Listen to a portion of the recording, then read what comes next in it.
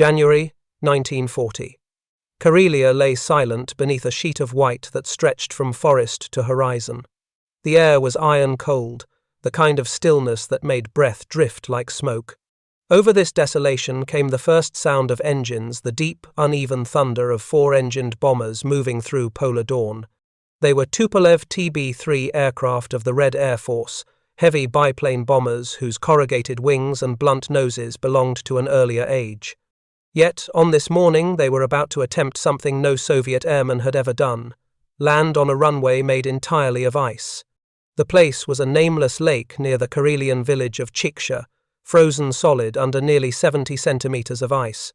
Around its edges, men in quilted jackets and fur hats had spent 2 nights scraping snow, boring holes, and flooding weak patches with water that froze into fresh layers. They had no machinery, only axes, shovels, horse-drawn sledges, and an engineer's courage. Their leader, Captain-Engineer Aleksei Karpov, a 32-year-old graduate of the Leningrad Military Engineering Academy, stood at the edge of the lake beside a blackboard nailed to a sled. Chalk numbers told the story of their gamble. Ice thickness, 60 to 70 centimeters. Calculated bearing capacity, 8 tons per square meter at minus 25 degrees. TB3 loaded weight, 18 tons. If those numbers were wrong, every bomber would vanish through the surface, carrying men and engines into the black water below. This idea, using frozen lakes as airfields, was not born of daring but of desperation. The winter war between the Soviet Union and Finland had revealed a simple problem. There were not enough airfields in Karelia. The Red Army needed bases close to the front, but every flat meadow was buried under meters of snow or lay within range of Finnish artillery. Lakes, however, were everywhere flat, wide, and already hardened by the deepest winter in a decade. The challenge was to prove that ice could carry machines heavier than any truck. Karpov's team drew on scraps of earlier experience. Long before the war, Russian engineers had built ice railways across Lake Baikal to move trains when ferries were frozen in. In the 1920s, Arctic explorers had landed small aircraft on ice floes in the Kara Sea. The physics was simple in principle. The strength of ice increased roughly with the square of its thickness. Double the thickness, quadruple the load, but no one had applied those calculations to aircraft weighing tens of tons. The men worked through 2 nights. First, they scraped away every trace of snow, an insulating blanket that kept the lake from freezing deeper. Then they scored the ice with picks to give tires something to grip. Where cracks appeared, they flooded them with lake water that froze into clear repair seams. At the edges of the future runway, they planted spruce branches every 20 paces to mark its outline. For light, they dipped rags in kerosene and tied them to poles, ready to ignite when the bombers approached. By dawn on the 9th of January, the thermometer stood at minus 30 degrees Celsius. The lake glittered like blue steel. From the forest road came word that the first squadron was inbound. Karpov checked his watch 0730 and ordered the flare line lit. Flames winked to life across the snow, tracing an amber rectangle a kilometer long. Then came the sound. 4 roaring engines approaching from the east. The leading TB3 circled once, its navigation lights faint in the pale sky. The pilot, Major Sergei Durnov, could see the runway only as a faint ribbon of fire between shadows. His altimeter needle trembled as he descended. He had landed on grass, on packed earth, even on frozen rivers, but never on bare ice. At 120 kilometers per hour, the bomber's wheels touched down. For a heartbeat, everyone on the shore stopped breathing. The ice, flexed with a long creak like the hull of a ship, then held. Snow dust rose behind the wheels. The TB3 rolled half the length of the strip, before turning at the far end and stopping, its 4 propellers ticking down. The second bomber followed, then the third and fourth. By mid-morning, 8 heavy aircraft sat in a neat row, steam curling from their exhausts. Mechanics in white camouflage crawled under the bellies, checking for cracks and leaks. Fuel barrels were dragged out on sledges, pumps operated by hand. The lake groaned occasionally but did not give way. Later that day, the regimental log recorded the event in one line. 9th January, 1948 TB-3 bombers relocated from Borovskoye to Chiksha, ice aerodrome. No mention of the nights of drilling and freezing labor, of Karpov's equations written in frost, or of the risk that a wrong assumption could have drowned an entire squadron. Within 48 hours, the Chiksha airfield was operational. From this frozen platform, the bombers flew sorties against Finnish supply columns and artillery positions. Crews slept in tents on the shore, their breath forming ice on canvas walls. Every landing and takeoff tested the limits of physics. When a warm wind blew, the engineers flooded the runway again at night to restore its thickness. They measured the ice daily, recording that it lost 2 centimeters for every 5 degrees of temperature rise. The method spread quickly. Reports from Chiksha reached other fronts, and engineer battalions began experimenting on lakes near Petrozavodsk and along the Kola railway. Manuals were drafted in pencil and passed from unit to unit. To prepare ice for heavy aircraft, clear snow thoroughly, flood weak areas, mark with branches, and test thickness at intervals of 20 meters. What had been an improvisation was becoming doctrine. Karpov himself wrote a short memorandum to the chief of the Air Engineering Directorate in Leningrad. At a temperature of -25 degrees and ice thickness above 60 centimeters, a load of 20 tons may be supported safely, provided the ice is continuous and without current beneath. Cracks may be repaired by flooding. The bearing's strength increases rapidly with decreasing temperature. Dynamic stress from landing may be reduced by extending runways beyond 1 kilometer. His handwriting trembled from cold, but the numbers were correct. For the first time in military history, a nation had created a practical system for ice airfields. In the spring thaw, the miracle vanished. By early April, the Chiksha runway was riddled with melt pools. Engineers dragged the fuel drums ashore and evacuated the camp. Within days, the last snow bridges collapsed, and the lake returned to its silence. When reconnaissance planes passed overhead that summer, nothing remained except a few dark stumps of spruce marking where the edges had been. Yet the lesson endured. When war returned in earnest in 1941 and the Red Army was driven back toward Leningrad, those who remembered Chiksha knew that ice could be weaponized. The road of life over Lake Ladoga, the winter airfields on the Volkhov front, even the Arctic supply bases that followed all traced their lineage to this one frozen lake, and the night when engineers proved that mathematics could stand between survival and disaster. In later years, veterans of the bomber regiment would recall how the ice sang under their wheels, a low, resonant hum like the voice of the lake itself. They said it was the sound of courage turned into geometry, the product of 70 centimeters of frozen water, 20 degrees of frost, and one man's conviction that even nature could be engineered to serve. At Chiksha, in the winter of 1940, amid the cold and silence of Karelia, the Soviet Union discovered a new kind of airfield, one that appeared overnight and melted with the first breath of spring, yet left behind a legacy strong enough to carry bombers, armies, and eventually victory itself. By the time the last TB-3 lifted off from Chiksha in the soft light of early spring, the ice beneath its wheels was already dying. Meltwater pooled in shallow hollows, cracks spread like veins across the once flawless surface. Where bombers had landed only weeks before, a man now broke through with the heel of his boot. The miracle runway had lasted a single season. In Moscow and Leningrad, that brief experiment did not pass unnoticed. Hunting through war diaries and engineering reports, staff officers in the Air Force and the engineer troops began to see a pattern. Lakes, rivers, marshes that in summer were obstacles could become platforms in winter. To turn them from accidents of nature into tools of war, they needed rules, not just courage. The physics of ice had been studied long before the Winter War. On Lake Baikal, before the revolution, Siberian engineers had laid temporary rails on winter ice and run freight trains across the great inland sea when ferries were frozen in. In the north, on the Kola Peninsula, road crews had thrown winter tracks across frozen rivers to keep trucks moving when bridges failed. Arctic expeditions, drifting in the Kara and Laptev seas, had landed small biplanes on floes when the surface was flat and solid enough. From these scattered experiences came one hard lesson. Ice was not simply frozen water. It was a living material whose strength changed with temperature, thickness, and age. Clear blue ice that rang under a boot heel could hold the weight of a lorry so long as the air stayed cold. White, snow-soaked ice hid voids and slush and betrayed the unwary. After Chiksha, Soviet engineers began to treat ice as another kind of concrete, poured not from cement but from cold and time. In their notebooks they sketched the same simple graph over and over.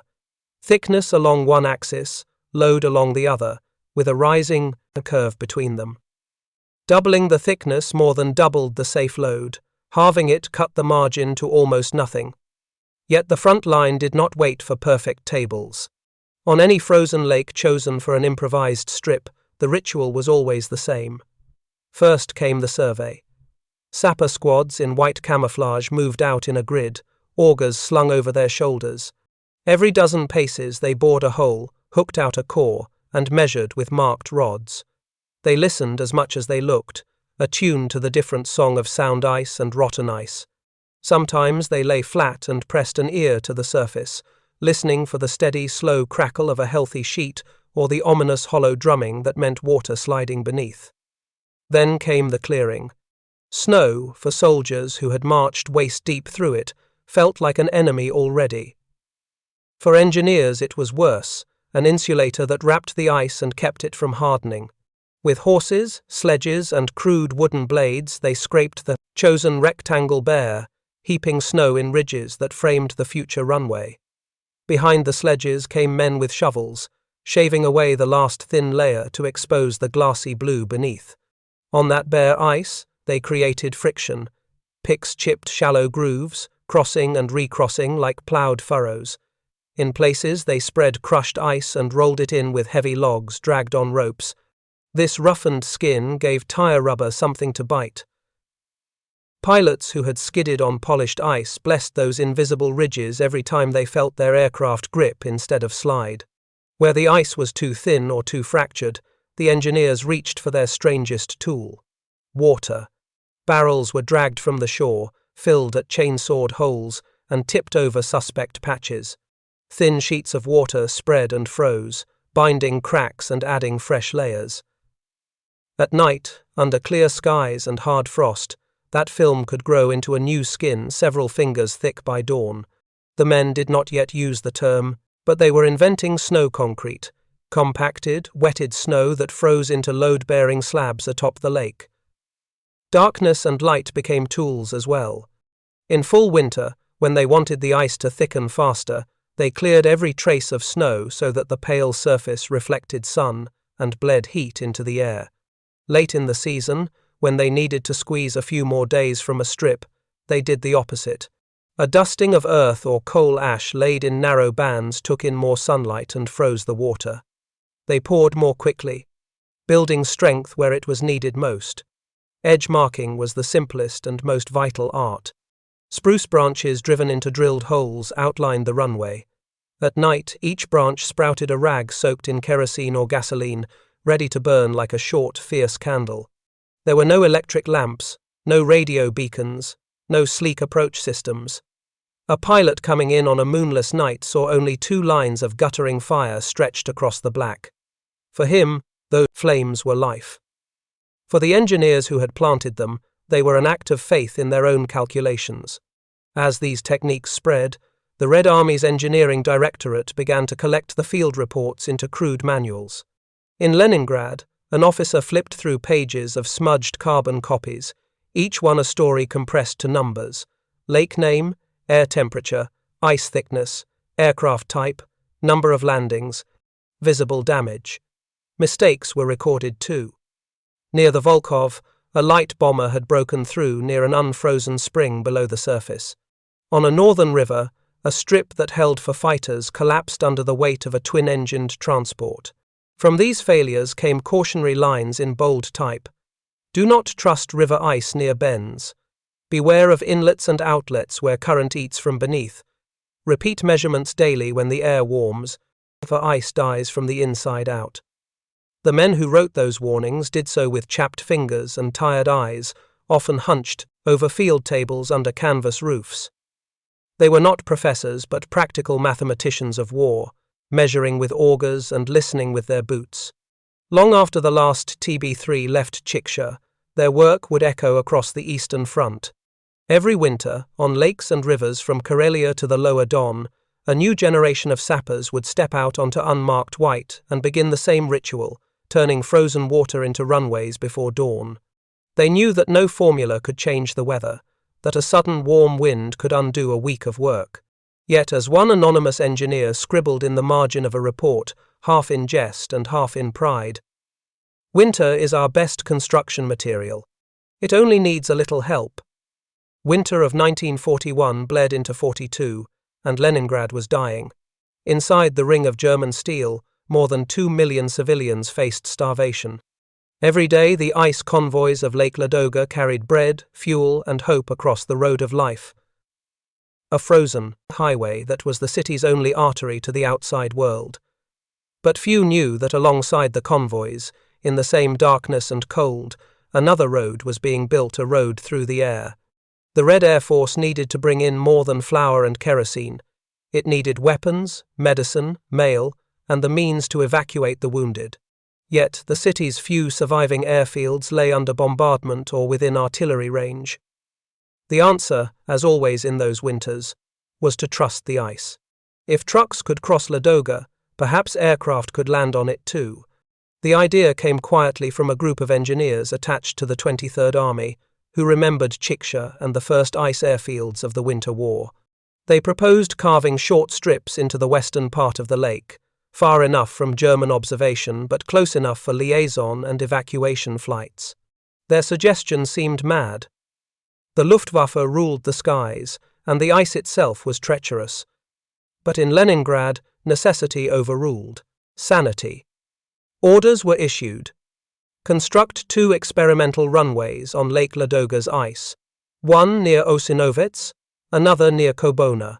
The work began in the black of January nights when the temperature hovered near -30. There was no machinery, no fuel to waste on tractors. Soldiers and civilian volunteers from the road convoys did the labor by hand. Men and women scraped snow with shovels fashioned from sheet metal, clearing rectangles 1,200 meters long.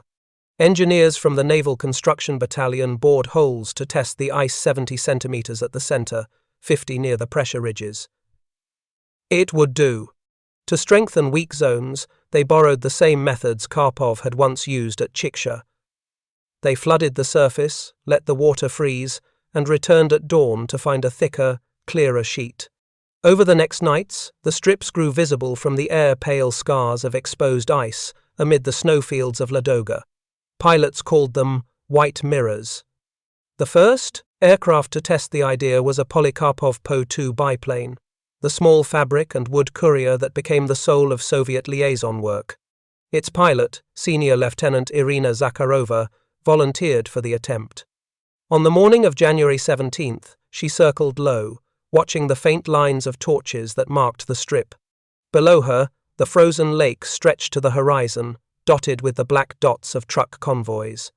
She lowered the nose, let the skis touch, and felt the jolting rumble of rough ice under the fuselage. The plane slid, straightened, and stopped. The first landing on Ladoga's ice was complete. Soon, more followed. Po-2s and U-2s flitted in and out at dawn and dusk, carrying dispatches, engineers, even children evacuated from the city. The airfields had no names, only coordinates and call signs. One was nicknamed Runway 0, another the Quiet Road. The Germans never realized their existence until spring. To build and maintain these strips demanded constant vigilance. The lake lived and moved beneath the ice. Pressure ridges rose overnight, shattering smooth surfaces into jagged heaps taller than a man. Engineers patrolled daily with crowbars and augers, listening for the groan that meant the ice was moving.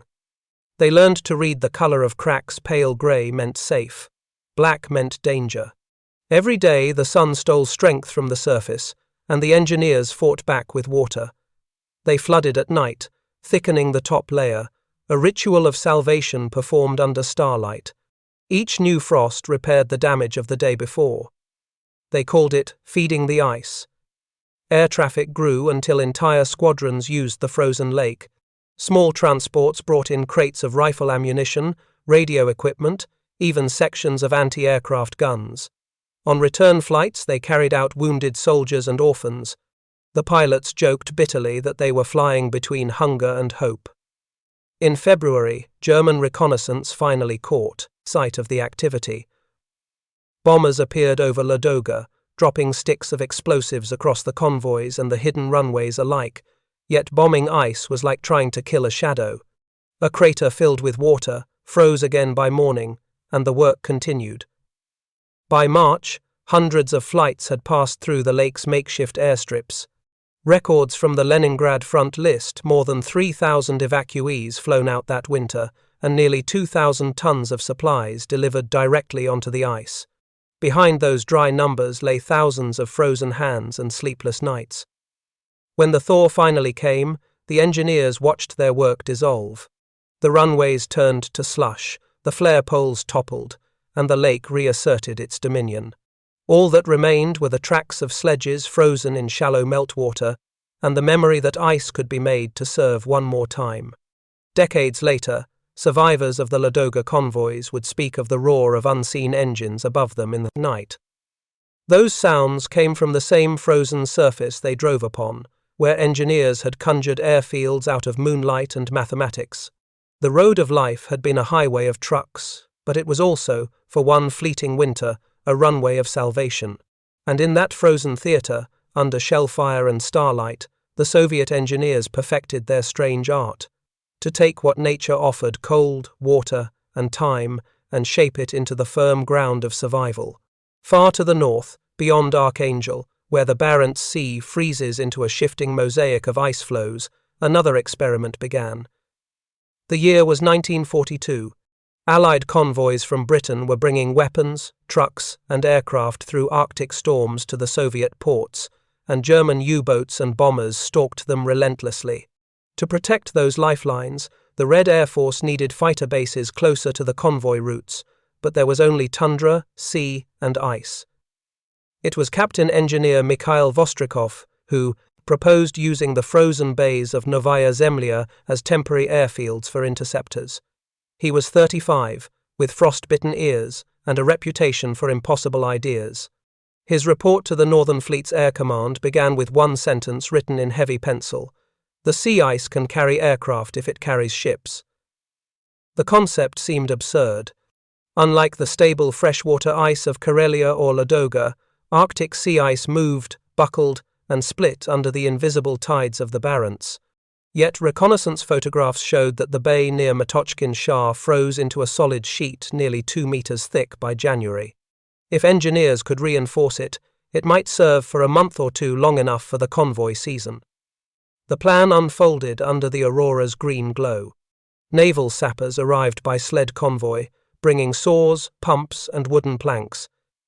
They measured the ice daily, recording thickness, temperature, and salinity. The saltwater ice was stronger than they expected, but brittle when struck. To stabilize it, Vostrikov ordered the top 30 centimeters flooded with fresh water from melted snow. When it froze, it created a hard crust of freshwater ice, a surface smooth as glass but strong as steel. By mid-February, the engineers had marked a runway 900 meters long, lit by oil lanterns in tin cans. They dragged a derelict barge onto the ice and turned it into a command post. Inside, a small potbelly stove glowed red while drafts fluttered the edges of maps pinned to the walls. The thermometer outside read -35 degrees Celsius. The aurora danced across the sky, casting green light over the skeletal figures working with shovels and hoses. The first aircraft to test the strip was a Yak-1 fighter ferried north from Kandalaksha. Its pilot, Senior Lieutenant Ivan Polyakov, had never seen anything like it, a runway that shimmered, not solid but translucent. He gunned the throttle and felt the vibration ripple through the surface beneath his skis. When he lifted off, the ice groaned, and a fine mist rose from the engine exhaust, instantly crystallizing. He circled once, then landed again, the skis cutting shallow grooves. The engineers erupted in applause that cracked the brittle silence of the Arctic night. For the next month, The floating airfield operated daily. 2 Yak fighters and a pair of light reconnaissance planes used it to patrol the northern sea lanes. Pilots learned to listen for the lake's warning language, the long, echoing moan that meant a crack forming under pressure. Mechanics rolled drums of aviation fuel across the surface, marking each drum's path with spruce branches. At the edge of the runway, they erected a windbreak of snow blocks to shield the aircraft from crosswinds. The German Navy never suspected that fighters were flying from the ice itself. On several occasions, the Yaks rose from the frozen bay to intercept reconnaissance aircraft trailing the convoys. In his combat diary, Polyakov wrote, "The sea below was the same color as the ice we took off from. For a moment I could not tell which was sky and which was earth. Then, in early March, disaster nearly struck. A sudden warm current from the Gulf Stream pushed into the Barents, lifting the pressure ridge near the shore. The ice under the parked aircraft began to flex and groan. Cracks opened between the landing gear. The engineers acted without orders. They pushed the planes toward the shore with planks and ropes, shouting over the wind. The last Yak reached the safety of the coastal snowbank moments before a slab the size of a football field sheared away and drifted into the grey sea. The runway that had floated on the Arctic Ocean was gone. Still, it had served its purpose. For 6 weeks, Soviet fighters had flown from the surface of the sea itself, guarding the lifeline of the northern convoys. The lessons were written down in the Northern Fleet's engineering records. Sea ice, viable for aircraft operations when thickness exceeds 1.5 meters. Freshwater overlay increases load tolerance by 40%. Stability decreases sharply after March 1st. When spring came, Vostrikov's men left their broken pumps and hoses half buried in snow. The ice melted, and the Arctic took back its own. But the memory of that experiment travelled south through official reports and rumours, alike tales of an airfield that floated, of men who built a base on the sea, and of machines that had landed not on land, but on winter itself. Years later, in post-war conferences, engineers would argue about the origin of the idea of floating runways. Some credited American ice islands in the Arctic, others the Alaskan oil expeditions. But those who had been there knew the truth. In 1942, on a nameless bay of Novaya Zemlya, in temperatures that could freeze breath into glass, Soviet engineers had already proven it could be done. They had learned that even the sea, restless, alive and lethal, could be tamed by mathematics, patience, and cold. For a few fleeting weeks, the ice had carried their aircraft as surely as any concrete runway. And when it finally cracked and vanished into the grey Barents, it left behind something more enduring, the certainty that nothing in nature was beyond the reach of engineering and necessity. By the winter of 1943, the Red Army had learned to fight not only across the land but upon the frozen water itself. The engineers who once carved lonely bomber runways into the ice were now called to build something far bolder, entire assault airfields that would move with the front. Lake Ilmen, southwest of Leningrad, became their proving ground. The lake stretched more than 40 kilometers from shore to shore, a white plain rimmed by forests and the skeletal ruins of villages. When temperatures dropped below -30, its surface froze to a thickness of more than 1.5 meters, enough to carry tanks, artillery, and, in theory, aircraft. The 16th Air Army received its orders in January. Soviet ground forces preparing to encircle German positions near Staraya Russa needed close air support, but every land base within range lay churned into mud or buried under snow. The idea, proposed by a young engineer captain named Sergei Maryanov, was deceptively simple. Construct a forward fighter strip directly on the lake ice, supply it by sled convoy, and relocate it as the front advanced. The operation was codenamed White Wing. For 2 weeks, hundreds of sappers and technicians worked beneath a twilight sun that never climbed higher than the treetops. They dragged wide wooden scrapers behind horses, clearing snow from a rectangle 2 kilometers long and 50 meters wide. The cleared ice glittered blue under the pale sun. Measurements confirmed its strength 1 meter and 70 centimeters thick at the center, less near the shore where currents gnawed from below. To strengthen it, Muryanov ordered a nightly flooding regime. Melt snow in oil drums, pour it in layers, and let the Siberian cold do the rest. Each dawn, the strip thickened by another few centimeters of glassy ice. The airfield took shape like a ghost city. Sledges delivered fuel drums from the eastern shore, marking the route with evergreen branches. Camouflaged tents were pitched on the shoreline, their stoves fed by birchwood scavenged from frozen forests. At night, the engineers lit navigation flares in oil cans along the runway edges. Seen from above, it was a perfect white crucifix glowing faintly against the Arctic dark. On February 5th, the first aircraft arrived, Yak-1 and Il-2 Sturmovik ground attackers, escorted by a handful of twin-seated reconnaissance planes. Pilots landed cautiously, skis squealing on the rough ice. Ground crews swarmed around them, anchoring skids with ropes and chocks hammered into the frozen surface. By dawn, the lake had become a live base. Engines roaring, snow dust rising like breath, radio masts stabbing from drifts. That morning, Soviet soldiers on the southern shore saw a sight that later passed into legend. From the mist over the lake rose a formation of Il-2 dive bombers, low and heavy, their shadowy silhouettes mirrored on the ice below. They seemed to take flight from the very earth itself. When they returned, engines whining, they landed in a blaze of ice crystals that trailed from their wingtips like comets. The Germans were slow to believe the reports. Their reconnaissance photographs showed no airfield in the forests, no hangars or shelters. Yet every day new Soviet aircraft appeared over their trenches, striking at supply depots and artillery batteries. Only when one reconnaissance pilot ventured lower did he glimpse it, a pattern of dark lines etched on the white expanse of Lake Ilmen, moving daily like the print of some enormous bird. The ice runways were not static. Each week, as shellfire fractured old surfaces, the engineers shifted the strip westward by several hundred meters. Flood, freeze, smooth. The cycle became mechanical, almost ritual. Their success depended on temperature, timing, and faith. The greatest danger came not from the enemy but from nature itself. On February 14th, a sudden warm wind swept down from the Baltic, raising the temperature to only -5 but enough to awaken the lake beneath. The ice began to groan. Jagged fissures opened across the taxiways with the sound of gunfire. One yak, taxiing for takeoff, sank nose first into a widening crack and froze there, tail pointing skyward like a monument. Still, the airfield endured.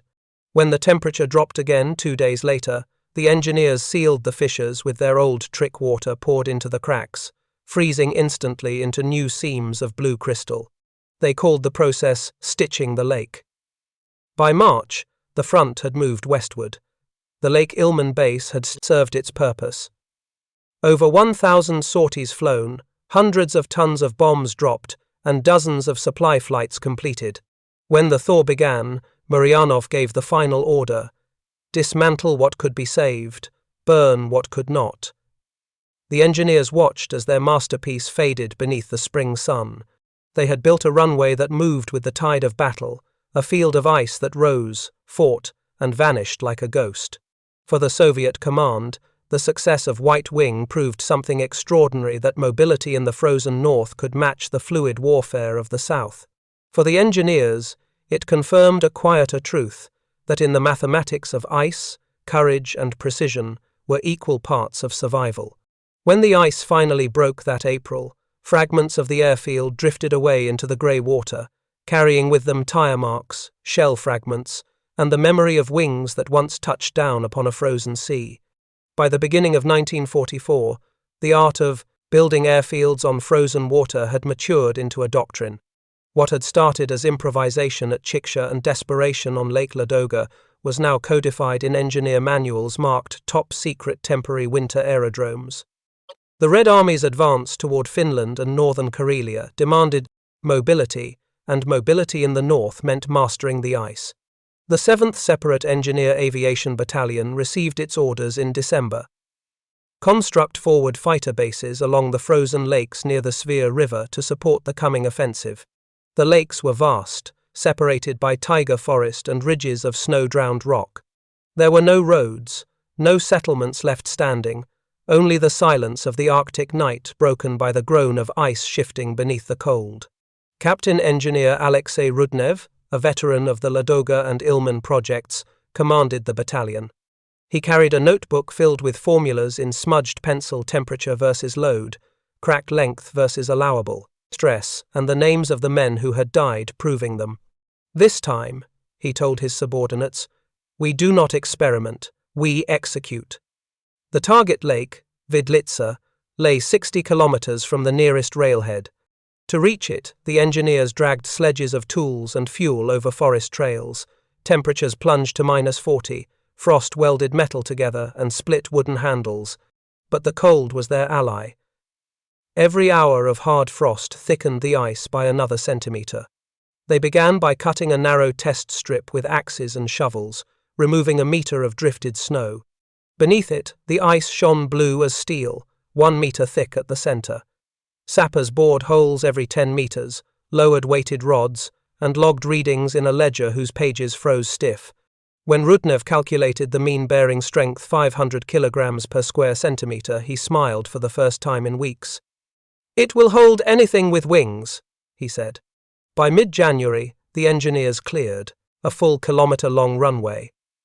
Trucks from the rear delivered fuel in 50-liter drums, each dragged onto the lake behind horses. Mechanics built wooden platforms above the ice for maintenance. Heat from engine tests could melt through if left directly on the surface. Nightly, they poured water across the runway in thin sheets, creating a self-healing glaze that filled cracks and leveled ruts. The surface hardened to a dull shine that pilots later compared to polished marble. On January 20th, the first Yak-9 fighters arrived, their camouflage mottled white and grey. Pilots climbed down from their cockpits, stamping their boots, astonished to find their new base had no earth beneath it. "So this is our airfield," one murmured, kicking at the ice. "It's thinner than the vodka ration." Karpov only grinned and pointed to the thermometers lashed to a pine trunk. -42, he said. At this temperature, it could hold a battleship. Fighters struck German positions along the sphere and the Finnish border. The runway's mirrored surface reflected the glare of dawn as pairs of aircraft roared into the low winter sky. After every sortie, ground crews scraped away the ruts left by skis, patched shell holes with frozen water, and swept away snow blown from explosions. The airfield never slept, it breathed with the weather. On February 5th, a German reconnaissance flight finally spotted the operation. 2 days later, Stuka dive bombers appeared out of cloud, releasing small fragmentation bombs across the lake. The explosions sent fountains of ice and snow skyward.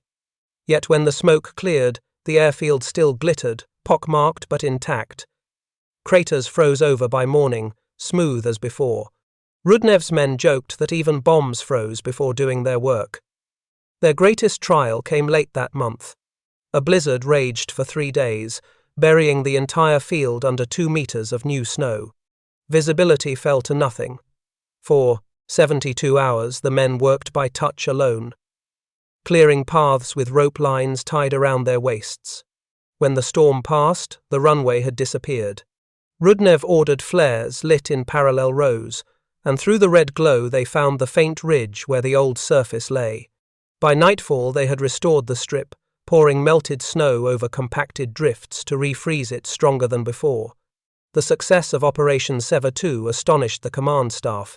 In 45 days of operation, the ice runways launched more than 1,000 sorties without a single structural failure. Reports from the Karelian front described aircraft taking off under artillery fire, landing in crosswinds that would have shattered wooden fields, and refueling while shells exploded on the frozen lake around them. When March came, Karpov received the inevitable order to evacuate. The thaw was approaching. Each day's sun ate a millimeter of strength from their creation. On the 12th, the last yak lifted off, its wheels throwing up a glittering spray. The engineers burned the wooden platforms, stacked the empty drums, and marched back toward the forest. Behind them, the airfield cracked and sighed like a living thing returning to sleep. In his final report, Karpov wrote, "The lake bore the weight of men and machines for 52 days. Its surface was wounded by bombs, by weather, by war, yet it held. The ice of the north is the strongest runway in the world if one treats it with respect. That winter marked the zenith of the Soviet ice airfield program. Within a year, as the front surged west and permanent bases were captured from the retreating Germans, the frozen runways would fade into legend. But in the archives of the Engineer Aviation Service, among pages browned by frost and time, one line still stands out. Under sufficient cold, water becomes concrete. Under sufficient need, men become engineers. By the last winter of the war, the Soviet Union's frozen airfields had become something more than engineering marvels. They were lifelines of movement, bridges between front lines and supply, between retreat and pursuit. The greatest of these was born not in secret laboratories or northern test ranges, but in the chaos of the Red Army's final push toward the Baltic. An improvised air and supply bridge over Lake Peipus in January of 1945. Lake Peipus, stretching more than 100 kilometers between Estonia and Russia, had been a frontier for centuries, from the Knights of the Teutonic Order to the tanks of the Wehrmacht. When Soviet forces reached its eastern shore that winter, they faced a dilemma. German units, retreating toward Pärnu and Riga, had destroyed every bridge and road across the lowlands. The only open path was the ice. Major General Ivan P. Afanasyev, commander of the 2nd Engineer Aviation Brigade, proposed what seemed madness even by Soviet standards, to turn the entire frozen lake into a mobile runway network and convoy corridor, linking both banks with flights of transport aircraft, light bombers, and fighter escorts operating directly from the surface of the ice. The temperatures had stayed below -30 for 2 months. Reconnaissance sappers measured the lake's thickness over 1.5 meters near the center, nearly 2 at the northern end. That meant it could bear the weight of heavy twin-engine Li-2 transports and even the lumbering Il-4 bombers. Work began on the night of January 3rd. Thousands of soldiers and local civilians cleared a 20-kilometer-long corridor across the lake, marking its edges with pine boughs and kerosene lamps. At each end, engineers carved out 4 parallel airstrips, each 1,200 meters long, to serve as takeoff zones for transports ferrying supplies to the advancing armies. The wind was relentless. Drifts swallowed the cleared paths faster than they could shovel. To harden the surface, the engineers poured water from holes drilled through the ice, spreading it thin across the strip. Overnight, under the Arctic stars, it froze smooth as glass. In daylight it gleamed so brightly that pilots approaching from the east had to shield their eyes with gloved hands. By January 9th, the first convoy of Li-2 aircraft Soviet-built versions of the American Douglas DC-3 began landing on the Peipus ice bridge. Each carried 2 tons of fuel, ammunition, or rations for the 22nd Army. On return flights, they evacuated wounded soldiers, prisoners, and refugees. Within days, the frozen lake thundered with engines from dawn to dusk. Mechanics in sheepskin coats refueled planes from drums rolled across the surface, while anti-aircraft crews dug gun pits directly into the snow. German reconnaissance aircraft spotted the operation within a week and began bombing runs. But bombs that struck the ice often did little damage. Explosions tore shallow craters, which quickly filled with freezing water and hardened again by nightfall. In a report dated January 15th, one engineer wrote, "The enemy drops their explosives, we repair with buckets, the lake heals itself." The cold itself became the true enemy. Engines froze solid overnight. Mechanics lit fires under cowling panels to thaw oil before dawn takeoffs. Men slept in felt boots beside their aircraft, too weary to return to shore. Frostbite became a badge of endurance. Broken skin turned black beneath scarves, yet the bridge held. For 26 days, the Lake Peipus runway complex moved an average of 1,000 tons of supplies per day, equivalent to the load of an entire rail line. Fighter units flew from the same surface, escorting bombers westward toward Tartu and Pärnu. On one frozen morning, 36 Yak-9s launched in pairs, their shadows racing across the mirror-like lake, exhaust trails rising like steam from boiling metal. On January 28th, a thaw threatened the miracle. Thermometer rose to only -5, but that was enough. the ice began to moan. Hairline cracks snaked across the runways, and water welled up in the landing zones. Afanasyev ordered all aircraft to withdraw to the east shore by nightfall. Mechanics rolled drums and trucks back across trembling surfaces, listening for the deep, hollow echo of failure below. At 2100 hours, as the last Li-2 lumbered off, the lake cracked with a sound like artillery. A section of the southern runway collapsed into slush, swallowing the wooden planks and one parked truck whole. The bridge was gone, but its mission complete. The Red Army's advance continued unbroken, supplied in full. After the war, the operation received little notice outside the Soviet archives. Western historians would later compare it to the Allied airlifts of the Cold War, but the principles were older, colder, and harder won. For those who built it, Papus was the culmination of 5 winters of invention, from the first desperate bomber landing at Chiksha to the vast floating bases of the Arctic. When asked years later how he dared to land bombers on a lake, General Afanasyev answered simply, "We did not land on ice. We landed on mathematics." Beneath those words lay the final truth of the Soviet ice engineers, that courage without calculation is suicide, and calculation without courage is meaningless. On the frozen water between Russia and Estonia, they joined both, and for a few freezing weeks in 1945, turned a lake into an airfield, a bridge, and a monument to the cold endurance of men and machines. Spring came slowly to the north that year, when the ice began to groan and fragment. When the blue veins of thaw crept through the white, the engineers packed their augers and compasses and marched west with the armies they had served. The war was ending, but for the men of the Engineer Aviation Service, it was not victory that filled their thoughts. It was disbelief that their strange experiments, begun in desperation and darkness, had worked at all. Between 1940 and 1945, they had built more than 400 ice runways across the Soviet Union, from Karelia to the Urals, from the Volga to the Arctic coast. Some lasted only days, others survived entire campaigns. Most vanished without trace when the thaw came, but together they represented a new kind of warfare. One fought as much with thermometers and water pumps as with guns and bombs. Their legacy began to crystallize even before the last shots were fired. In March of 1945, the People's Commissariat of Defense ordered a study titled "On the Utilization of Frozen Surfaces for Aviation and Logistics." The directive bore Stalin's own signature. Its preamble read, "Comrades, the ice of our motherland has carried the weight of our defense. We must learn its science, preserve its methods, and be ready when winter again becomes our ally."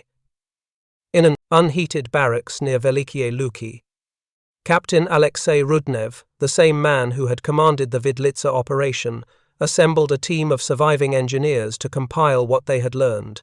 They set up long tables covered in stained graph paper and copied every fragment of data they could find: thickness logs, landing records, fuel reports, even scribbled notes from field diaries.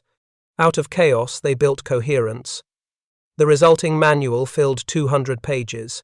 Its first line read like poetry, disguised as instruction. "Ice is a living material, whose heart is temperature and whose strength is patience." The manual listed equations correlating ice thickness with aircraft weight, adjusted for salinity, temperature, and duration of load. It contained instructions for flooding reinforcement and snow compaction, charts on solar radiation, and case studies from every front. Engineers who had once scraped snow with shovels now debated the thermodynamics of crystallization and the tensile strength of layered freshwater ice. Yet behind the equations lay memories of men lost to sudden cracks, of nights spent pouring water under starlight, of the groaning symphony of lakes under strain. In one appendix, a note in pencil read, "The ice does not forgive mistakes." When peace came that May, many of the ice builders were transferred to reconstruction duties. Bridges, factories, air bases all demanded their knowledge, but in their hearts they remained winter men. Major Vostrikov, who had once landed fighters on the Barents Sea, was assigned to rebuild Murmansk's harbor. He used techniques learned from Novaya Zemlya, layering frozen slurry to stabilize unstable foundations. "The city itself," he wrote, now stands on ice.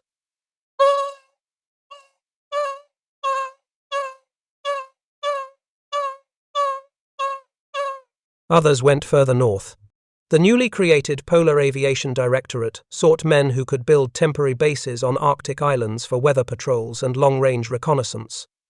Among them was Rudnev, who found himself again standing on blue ice beneath a pale sun, directing the construction of a runway on Franz Josef Land in 1946. When a visiting officer asked how long the base would last, he smiled and said, "Until the wind changes." The Western Allies, too, took notice.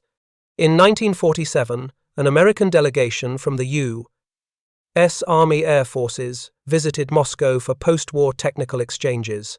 In a meeting at the Zhukovsky Air Academy, they were shown photographs of TB-3 bombers parked on Lake Chiksha and yaks on Lake Ilmen. One American colonel reportedly said, "You people land where we wouldn't even dare walk." The Soviets said nothing. But in the following years, as the Cold War hardened, ice again became a frontier. Both sides began exploring polar routes and Arctic bases. Soviet engineers who had once labored in secrecy now advised on the construction of drifting ice stations, the legendary Sever expeditions of the 1950s, where scientists lived and flew from moving floes in the high Arctic. The techniques were the same.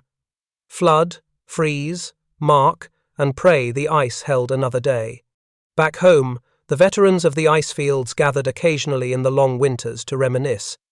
In a Leningrad apartment thick with tobacco smoke, a group of them met each January on the anniversary of Chiksha. They would drink vodka from tin mugs and tell stories that began with the same words. It was 40 below, and the ice sang. Their memories were both proud and haunted. They spoke of the night the TB-3 engines cracked through the frozen lake, of the Ladoga nurses who guided biplanes by torchlight, of the convoy of sledges carrying aviation fuel over the road of life. Each story was half miracle, half tragedy. By the 1960s, their work had entered the textbooks.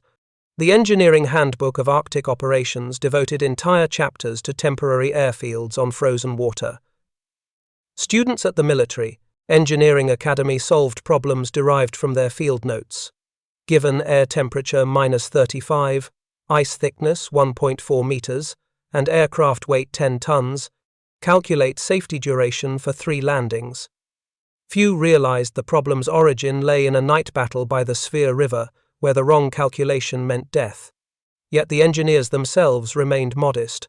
In an interview given in 1968, Captain Sergei Muryanov, by then an elderly professor, summarized it simply: "We had nothing. No materials, no machines, only cold. So we learned to build with cold." Even in peacetime, the method endured. In the oil boom of the 1970s, Soviet drilling crews in Siberia built winter roads and aircraft landing zones for transport planes using the same formulas first tested under fire.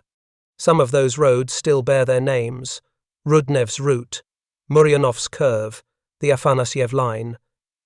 In archives today, their blueprints appear almost artistic circles and lines, inked over translucent maps of lakes long melted away. The annotations read like fragments of poetry. Thicker by dawn, sound beneath surface steady, danger near reed bed. These were not just notes of construction, but testimonies of men who lived by the temperature of the air and the patience of freezing water. One final story survives from those years.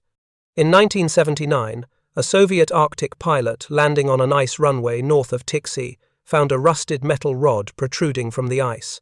Attached was a small brass tag engraved with a name and date: A. Rudnev, Lake Vidlitsa, January 1944.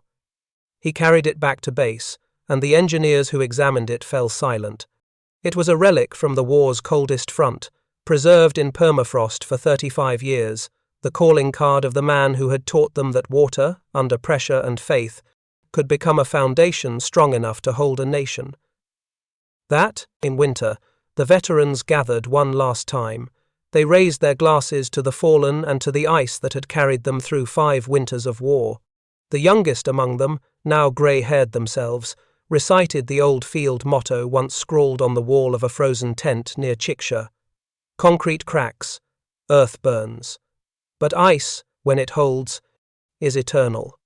And so, in the silence of those Arctic nights, the legacy of the frozen runways endured not just as history, but as a testament to the union of courage, science, and the unyielding endurance of men who learned to build on the edge of impossibility, where even water itself became a weapon of survival.